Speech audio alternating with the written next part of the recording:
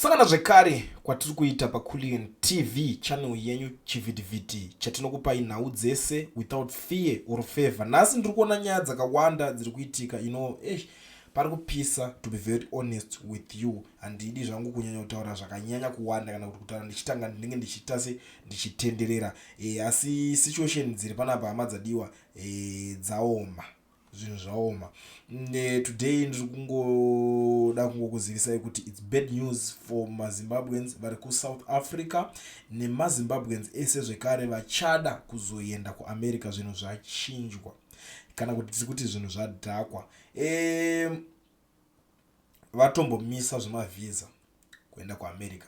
This is the situation here.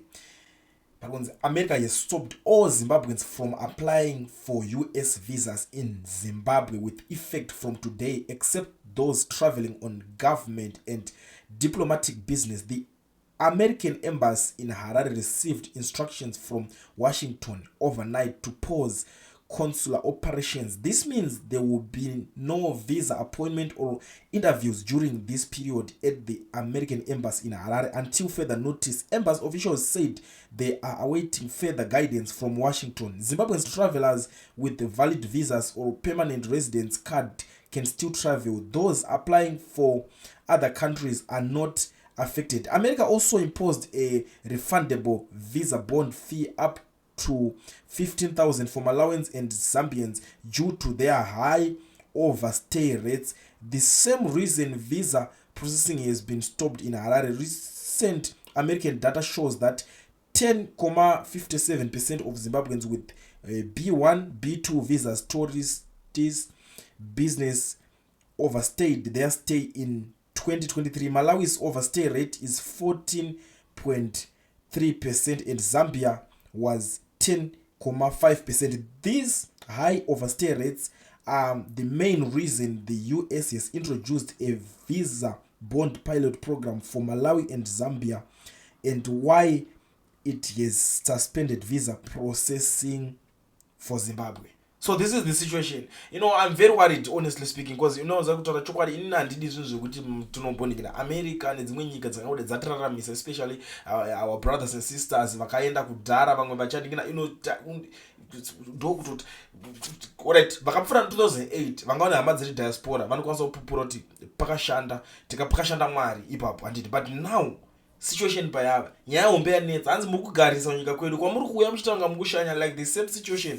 the way we do things here SA. Tinongouya tingoti isusu takuenda tauyawo kunotsvaga magreener pastures, toda mabasa, toda dididi, the next thing takutoita se takutosvika takutonosettle. That is the situation yatiri kuona. Same situation iri kunetsa panapa pari kunzi aiwa muri kunyanya kupinda munyika muchigarisa Zimbabwe, Malawi na Zambia, maretsi enyu akawanda ekunzi muda unogarisa ikoko. And these countries, to be very honest with you, dzandamenshena Zambia and Malawi dzinotori nevanhu vakatoti one day kutodarika Zimbabwe vanenge vari muAmerica macho imomo.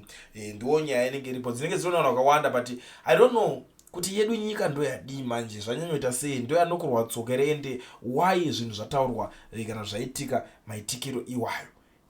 We understand, we know that things are tough, things are hard back home, to be very honest. Basa kuti uri wane chairo, hatidi kuita zvekungoudzana mabasa ekuningina, kutoti uri wane ma1 vamwe vatoti aiwa zvinhu zvaraiti, endai munotarisa zvikuitwa ikokoko, endai mbonotrayawo, endai munotsvaga mabasa tione kuti muchazoya muchitiudza kuti kudii. Kana usati wakambotsvaga basa ikoko hatina zvatingambotaura, because kana uchimboziva kuti unomboritsvaga unotoziva kuti anenge atori ma1 waye anenge achiitika. So this is the situation iripo yandangoti inini ndingopfuura napo ndichingokuonesai, because I'm worried zvakanyanyisa kuti kana zvichinge zvadaro todii. Nhai Mwari woye, takanga tiri kutoziva kuti vana vazhinji izvo zvakada kutarisa Zimbabwe, vana vazhinji kungopedza kuyunivhesiti chete akutomhanya unotsvaga visa, ndo next step yake yaanenge anayo, obuda akutoenda. Ende vanenge vatsvaga nyika idzodzi dzakati budirirei dziri kumberi kweyavo, dzekuti anoziva kuti maqualifications ake aita iwo akasvika kanotsvagawo basa vanokwanisa kumudaira,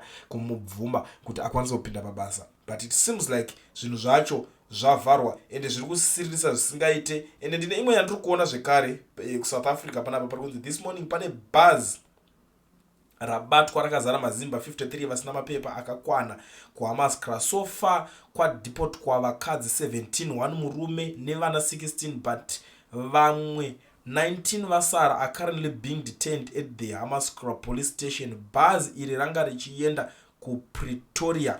Vakomanaka zviwe kuti ngotandika izvi zvedu zveskillful izvo saka paronzi pabatwa vanhu vese amene kuti vanhu 53 vese tongoti almost bhazi racho rese. Zvakaoba atobajira kupe nobati pakafamba satani apa because netuvana tudiki ndivana tudiki turipo tokabatwawo ipapapo. Saka unongova tuti kuda tomboenda kumagreener pastures wobva kupfura uchienda ikoko nemwana wako mobatwa musungwa mese kwakutodzokera square zero makutodzoka kunotangidza life. Anyway, it's a topic for another day because we have a lot to talk about today. Let's talk about the issue of ZRP. Now I'm shocked. Honestly speaking, I'm shocked. I don't know why I'm shocked this way. I don't know, was I supposed to be this shocked? But I'm shocked. Look at this uniform for ZRP, donated by Prophet Water Magaya. So I'm now worried.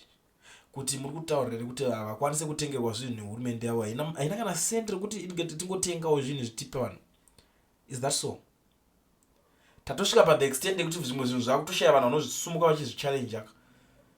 Because alright, inini ndakazvitarisa izvi. This is marketing. It's marketing, pure marketing.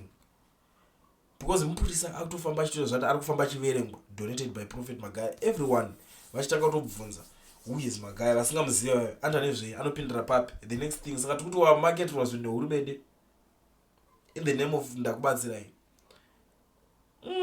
Musadaro, but handisi kuda kunyanya kuswerera kuringana zvinhu zvakawanda. Nokuri tikopfura ipapo ndikokuzivisa izvo zvipo. But before I disappear, let me let you know iko zvinezvi.